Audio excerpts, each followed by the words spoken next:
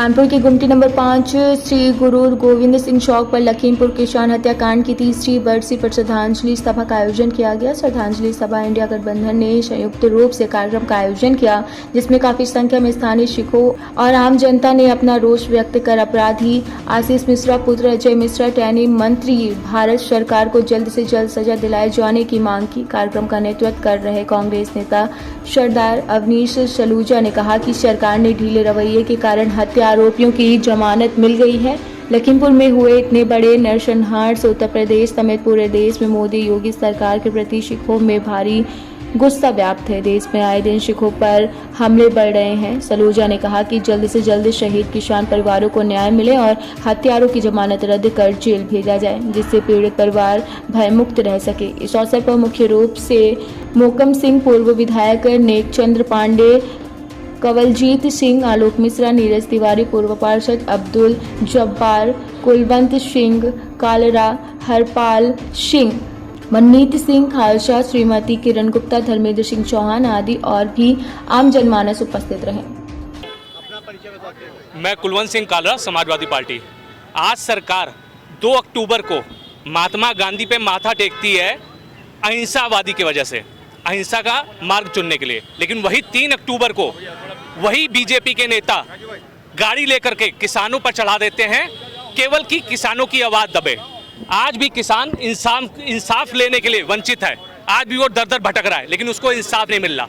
जनता और किसानों के पास केवल एक ही मार्ग है, धरना और प्रदर्शन, जिससे वो अपनी बात रख सके, लेकिन आज सरकार उस लोकतंत्र को भी खत्म करना चाह रही है। धन्यवाद। मैं सरदार अवनीश सिंह सलूजा।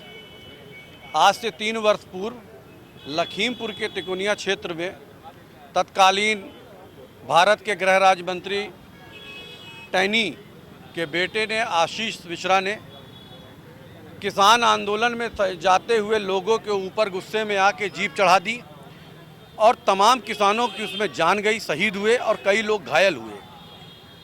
तब की और अब की उत्तर प्रदेश और केंद्र की दोनों सरकारों ने इस मामले को गंभीरता से नहीं लिया और एसआईटी की जांच गठित करके और ढीली जांच कराई, जिससे कि हत्या का आरोपी आज जेल से बाहर है, खुलेआम घूम रहा है और पीड़ित परिवारों को, पीड़ित लोगों को धमकी देता है, जिससे कि यह केस पूरी तरीके से कमज़ोर हो जाए। उनको केस दबाव लेने का वो बनाता है, दबाव की दबाव, आप केस वापस लो।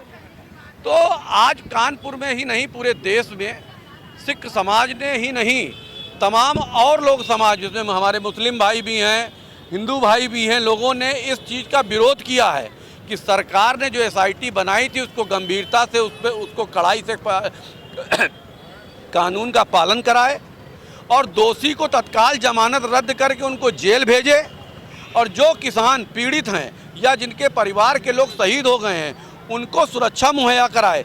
सरकार बार बार कहती है कि हम सिखों के साथ खड़े हैं, लेकिन सिखों की कोई भी सुनवाई नहीं है इस सरकार में। तो सरकार से निवेदन है, उत्तर प्रदेश के मुख्यमंत्री योगी जी से भी और भारत के प्रधानमंत्री जी से भी निवेदन है कि वो तमाम कई अवसरों पे बताते हैं कि हम सिखों के साथ हैं। तो एक मौका है साबित करने का। उत्तर प्रदेश का किसान जो पीड़ित है, इसके जिनके ऊपर जिनकी हत्याएं हुई हैं, उन पे तत्काल कार्रवाई करा के और उनको जेल में भेज के और किसानों को न्याय दिए। मैं सरदार मोहकम सिंह।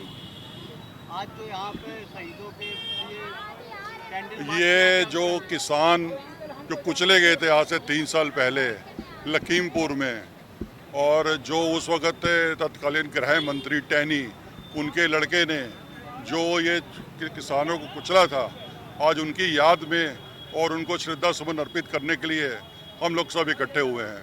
साथ में अपना रोष भी जो है अपना अर्पित करने के लिए वो भी हम लोग इकट्ठे हुए हैं। रोष हमारा ये है कि अब की फिर टिकट दी गई जब इनको, जबकि वो जीत नहीं पाए अब की, तो माननीय गृह मंत्री ने कहा कि आप इनको जिता दो, हम बड़ा आदमी बना देंगे इनको।